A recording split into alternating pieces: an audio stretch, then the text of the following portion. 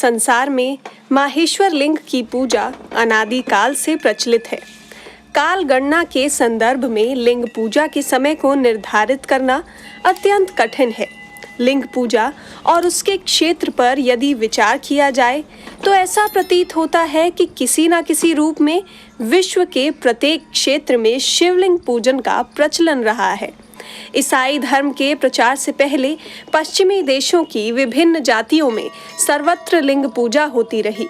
रोम और यूनान, इन दोनों में प्रियपस और फलुस नाम के लिंग की ही अर्चना वंदना की जाती थी।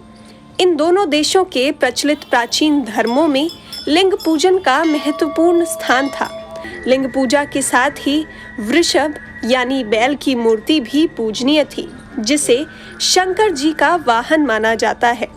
हिंदू धर्म की तरह ही उनकी पूजा में भी फूल, धूप, दीप आदि सामग्री का प्रयोग होता था। मिस्र देश के निवासियों में हर और ईशी की उपासना प्रमुख रूप से की जाती थी। हमारे शास्त्रों के अनुसार हर शिव का नाम है, जबकि ईशी शब्द ईशानी का ही प्रतिरूप है, जो महादेव की मातृशक्ति है। उपयुक्त के इन देशों में प्राय प्रति वर्ष फाल्गुन मास में लिंग की पूजा हुआ करती थी। यह पूजन वसंतोत्सव के स्वरूप में मनाया जाता था। इसे उन राष्ट्रों का वार्षिक समारोह भी माना जाता था। मिस्र देश में इथियोपिया के चंद्रशेल पहाड़ से निकलने वाली नील नदी के अधिष्ठाता के रूप में ओसरी नामक देवता को माना जाता है। इस स्थान पर कैलाश के चंद्रगिरी से निकलने वाली गंगा तथा पश्चिम दिशा की ओर बहने वाला सिंधु नद सागर, जिसका दूसरा नाम नील भी है, इन दोनों के अधिष्ठाता भगवान शंकर ही हैं।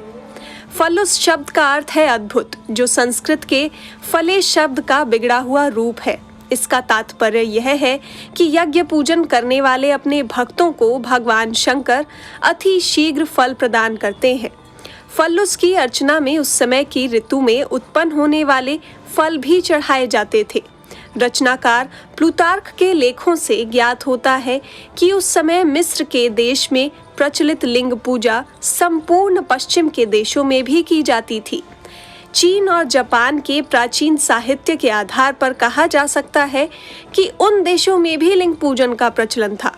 वहाँ की उपलब्ध पुरानी मूर्तियों को भी देखकर ऐसा आभास होता है कि अमेरिका के महाद्वीपों के प्राचीन निवासी लोग भी लिंग पूजा किया करते थे। 2 हिस्सों में विभक्त ईसाइयों के मूल धर्म ग्रंथ के पुराने सुसमाचार नामक भाग में राजाओं की पुस्तक के 15वें अध्याय में एक कथा आती है।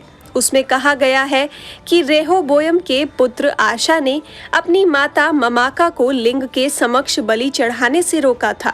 इस बलि प्रकरण के क्षुब्ध होकर आशा ने क्रोध के आवेश में उस लिंग मूर्ति को तोड़ डाला था।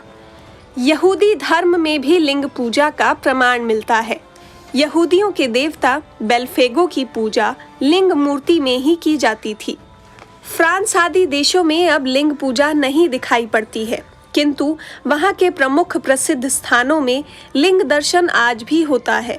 वहाँ के धार्मिक स्थानों, संग्रहालयों आदि में लिंग के स्वरूप में पत्थर स्मारक की स्थिति में सुरक्षित किए गए हैं।